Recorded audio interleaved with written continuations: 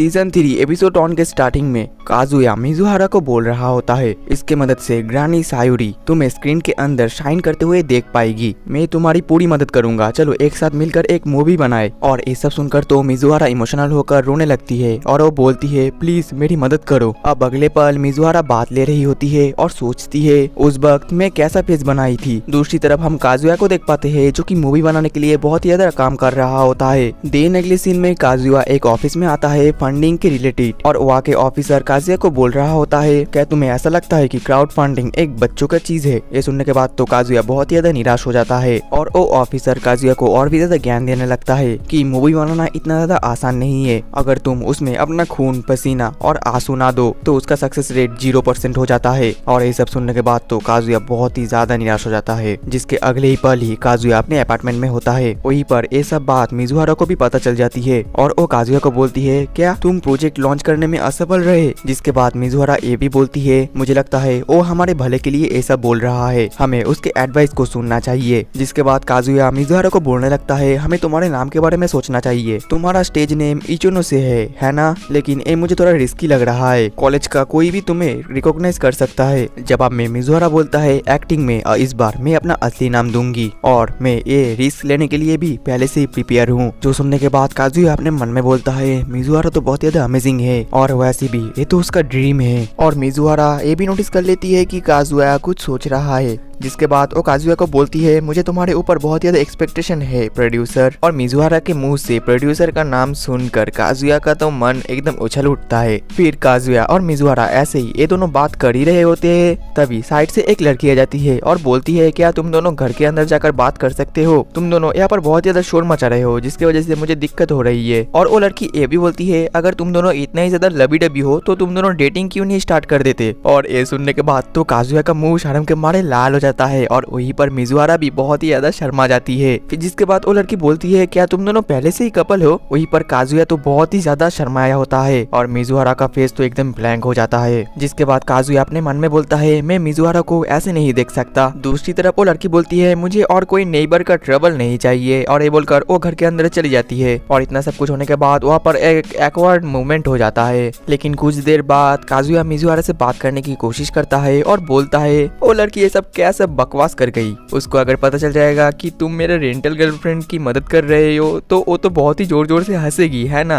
ये सब सुनकर मिजुहारा बोलता है हमें घर के अंदर चलना चाहिए क्योंकि हम दोनों नेबर को तंग कर रहे हैं। ये बोलकर वो वहाँ से चली जाती है। वहीं पर काजुया का मुंह तो बिल्कुल ऐसा हो जाता है और जाते हुए वो ये भी बोलती है हमें अब से बालकनी में मुलाकात कम कर देना चाहिए। जिसके बाद तो काजुया बहुत ही ज्यादा दुखी हो जाता है और वो तो रोने ही लगता है और वो बोलता है जिस वक्त हम दोनों के बीच में थोड़ा थोड़ा अच्छा हो रहा था उस वक्त कहाँ से ये लड़की आकर बोलती है कि हम दोनों डेटिंग कर रहे हैं और ये बैल्कनी जहाँ पर हम बिजनेस प्राइवेट बातें कर सकते हैं। लेकिन वो लड़की आकर सब कुछ तबाह कर दी गई। और इसके बाद तो काजुया उस लड़की के ऊपर बहुत ही ज्यादा गुस्सा हो जाता है। अब अगले दिन सुबह काजुया कॉलेज के लिए आता है लेकिन वो अभी भी बहुत ज्यादा गुस्से में होता है। और ठीक तभी उसको याद आता है कि एक हफ्ते पहले उसने एक ट्रक को उसके अपार्टमेंट के सामने देखा था। और वो अपने मन में ये भी बोलता है लगता है उसको अभी भी पता नहीं है कि मिजुहारा एक रेंटल गर्लफ्रेंड है और मैं उसको और हमारे बीच में इन्वॉल्व भी नहीं करना चाहता। और ठीक तभी काजुया वही लड़की को अपने सामने देख पाता है जो देखकर तो वो बहुत ही ज्यादा शॉक्ड हो जाता है और फिर वो एक बोर्ड के पीछे जाकर छुप जाता है और अपने मन में बोलता है क्या ये लड़की हमारे ही कॉलेज में आती है। वहीं पर वो लड़की भी काजुया को नोटिस कर लेती है और वो उसकी तरफ आने लगती है और वो लड़की बोलती है तुम तो मेरे सीनियर हो, ये तो बहुत ही बड़ा एक कोइंसिडेंस है। जिसके बाद वो लड़की अपना इंट्रोडक्शन देती है और बोलती है मेरा नाम इयामोरी मिनी है और मैं फर्स्ट ईयर की स्टूडेंट हूँ। जवाब में काजुया बोलता है और मेरा नाम काजुया है। और वो अपने मन में बोल रहा होता है ए मेरे साथ इतना ज्यादा फ्रेंडली क्यों हो रही है। जिसके बाद काजुया बोलता है मुझे माफ कर देना पिछले रात के लिए। वहीं पर वो लड़की बोलती है मुझे भी माफ कर देना क्योंकि एक अपर क्लास मैन जो कि मुझसे बड़ा है उसके साथ मैंने काफी ज्यादा रूड बिहेव किया। जिसके बाद यामोरी की साइड में खड़ी दोस्त यामोरी से पूछती है कि क्या तुम इसको जानते हो। फिर यामोरी बताने लगती है ये तो मेरा नेबर है।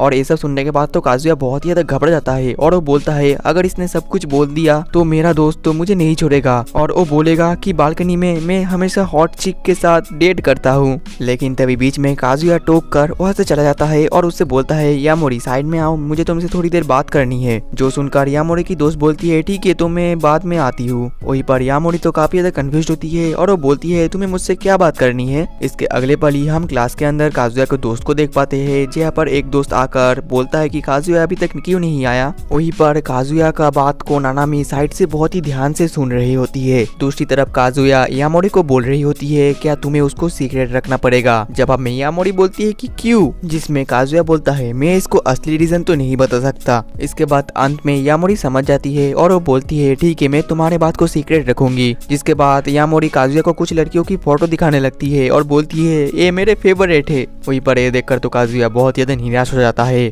और वो बोलता है पिछली रात तो इसने बहुत ही बड़ी बड़ी बात की थी लेकिन अब ये मुझे उसकी वाइफू को दिखा रही है। और काजुया अपने मन में ये भी बोलता है मुझे ये नहीं लगता कि ये एक बुरी लड़की है। देन अगले सीन में काजुया अपने घर पर काम कर रहा होता है लेकिन वो बहुत ज्यादा परेशानी में भी होता है और वो ये भी बोलता है अगर मुझे मिजुहारा का ड्रीम को ट्रू करना है तो मुझे जो भी आता है वो तो मुझे सब कुछ करना ही पड़ेगा। और वो ये भी बोलता है मुझे इन सब के बारे में मिजुहारा के दादी को बताना चाहिए लेकिन मैं ये मिजुहारा के परमिशन के बिना कर भी तो नहीं सकता और अभी तो मैं उसको बालकनी में भी नहीं बुला सकता। काजुया ये सब कुछ सोच ही रहा होता है कि तभी उसके फोन में मिजुहारा का एक मैसेज आता है जिसमें मिजुहारा ने लिखा था क्या मैं तुम्हारे घर पर आ सकती हूँ। और वो मैसेज देखने के बाद तो काजुया बहुत ही ज्यादा शॉक्ड हो जाता है और उसको बिलीव भी नहीं हो रहा होता है कि मिजुहारा ने खुद से उसके घर में आने के लिए मैसेज किया है। फिर वो अपने मन में बोलता है क्या मिजुहारा मेरे अपार्टमेंट में आने वाली है, वो शायद मूवी के लिए ही आएगी, क्या वो 5 मिनट रुकेगी या 1 घंटा। और काजुया बहुत ज्यादा एक्साइटेड होता है। फिर वो अपने घर को क्लीन करना शुरू कर देता है, वो सब कुछ साफ कर देता है, अपने कपड़े को भी ठीक कर देता है और वो ये भी सोचता है मिजुहारा मेरे घर पर पहले भी आई है लेकिन वो सब एक्सीडेंटली था लेकिन इस बार वो खुद से मेरे घर पर आना चाहती है। और फिर काजुया मिजुहारा और उसको लेकर बहुत ज्यादा अजीब अजीब बातें सोचने लगता है।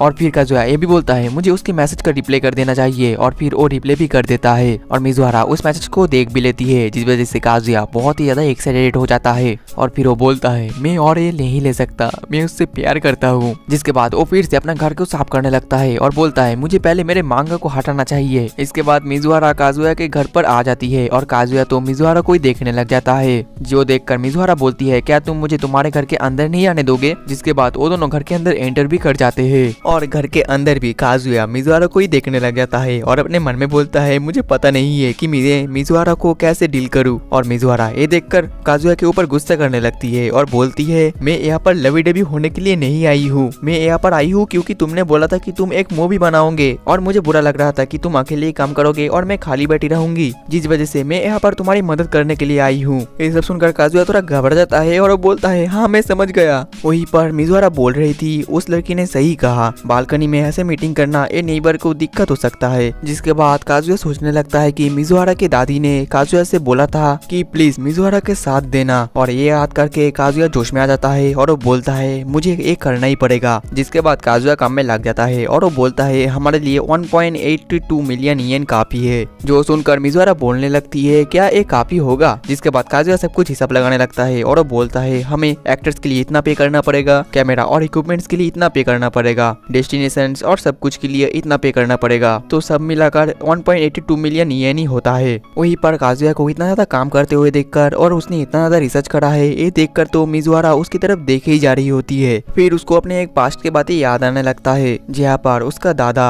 आखिरी सांसें गिन रहे थे और ओ मिजुहारा को बोलते हैं तुम्हारा सपना जरूर पूरा होगा। देन अगले सीन में वो दोनों बहुत ज्यादा काम कर रहे होते हैं। वहीं पर काजुया का दिल तो बहुत ही जोर जोर से धड़क रहा होता है और वो अपने मन में बोलता है मैं ऐसे ही फोकस नहीं कर सकता, मिजुहारा यहाँ पर आई है और मेरी तरफ ही देखे जा रही है, लेकिन मैं एक लड़का हूँ और मैं मिजुहारा को लेकर बहुत ज्यादा फैंटेसी भी सोची है। और काजुया अपने मन में ये भी सोच रहा है मुझे ऐसा क्यों लग रहा है कि मैं उसके सामने नंगा हो जाऊं और मिजुहारा इतना ज्यादा हिल रही है कि मैं खुद को कंट्रोल भी नहीं कर पा रहा। और काजुया का मतलब तो आप लोग समझ ही गए होंगे, काजुया तो सिर्फ मिजुहारा के उसकी तरफ ही देखे जा रहा होता है। इसके बाद काजुया ये भी बोलता है मिजुहारा के कपड़े से बहुत ज्यादा अच्छा डिटर्जेंट का स्मेल आ रहा है और उसने ठोटों में एक लिप क्रीम भी लगाया है, उसने मेरे सभी सेंसेस को स्टिमुलेटिंग कर दिया है, ये तो पूरा मेल डिस्ट्रैक्शन का एक वेपन है। वहीं पर काजुया इन सब बड़ों में सोच ही रहा होता है कि तभी मिजुहारा उसको बोलती है क्या तुम मेरी बातें सुन भी रहे हो, मैंने तुम्हारे फोन में एक फोटो भेजा है। और काजुया जब उस फोटो को देखता है तो वो बोलता है ये तो बहुत ही ज्यादा प्यारा है। जिसके बाद काजुया बोलता है मैं सभी को तो पे कर दूंगा, लेकिन यहाँ पर तुम्हारा पे सिर्फ बाकी रह रहा है।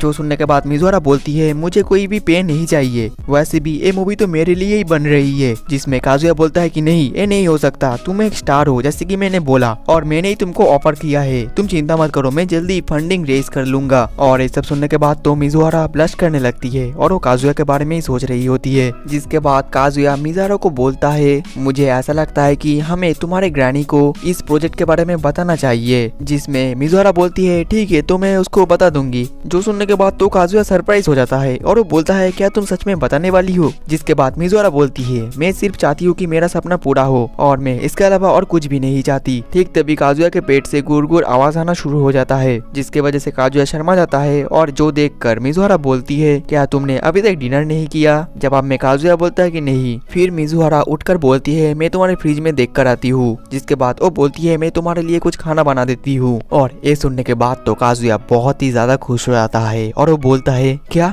सच में मिजुहारा मेरे लिए होम कुकिंग करेगी। अब अगले ही पल मिजुहारा जब काजुया के फ्रिज में चेक करती है तो उसको वहाँ पर कुछ भी नहीं दिखती। दूसरी तरफ काजुया तो बहुत ही ज्यादा गुस्सा हो जाता है खुद के ऊपर और वो बोलता है मेरे फ्रिज में क्यों कुछ नहीं है। लेकिन तभी वहाँ पर मिजुहारा भी आ जाती है, जिसकी वजह से काजुया काम की एक्टिंग करने लगता है और वो बोलता है मुझे खाने की जरूरत नहीं है, तुम टेंशन मत करो। लेकिन ठीक तभी उसके पेट से फिर भी वही आवाज आना शुरू हो जाता है। जो देखकर मिजुहारा बोलती है तो मैं मेरे फ्रिज में जाकर देख कर आती हूँ कुछ है क्या नहीं। अब अगले पल मिजुहारा ने काजुया के लिए ऑमलेट राइस बनाया होता है। वहीं पर मिजुहारा बोल रही होती है तुम कोई गलत आइडिया नहीं बनाओ, मैं सिर्फ नहीं चाहती कि तुम काम की वजह से ना खाओ और बीमार पड़ जाओ। जिसके बाद काजुया उस ऑमलेट राइस को खाने लगता है और वो उसको बहुत ही ज्यादा अच्छा लगता है और वो बोलता है मिजुहारा तो एक 3 स्टार शेफ है। इसके बाद बहुत देर हो जाता है, जिस वजह से मिजुहारा बोलती है मैं अब घर जाती हूँ। जो देखकर काजुया उठकर उसको थैंक यू बोलता है उसके लिए खाना बनाने के लिए। और जाते हुए काजुया ये भी बोलता है मैं सोच रहा था कि मेरे सेविंग्स भी इसमें डाल दूं। जो सुनने के बाद तो मिजुहारा शॉक्ड हो जाती है और वो बोलती है तुम ऐसा मत करो, पहले ही तुम मेरे लिए बहुत कुछ कर चुके हो और वैसे भी मेरे पास कोई सेविंग्स नहीं है कि मैं इसमें इन्वेस्ट करूं। जिसके बाद काजुया बोलता है तुम कोई रॉन्ग आइडिया मत लो,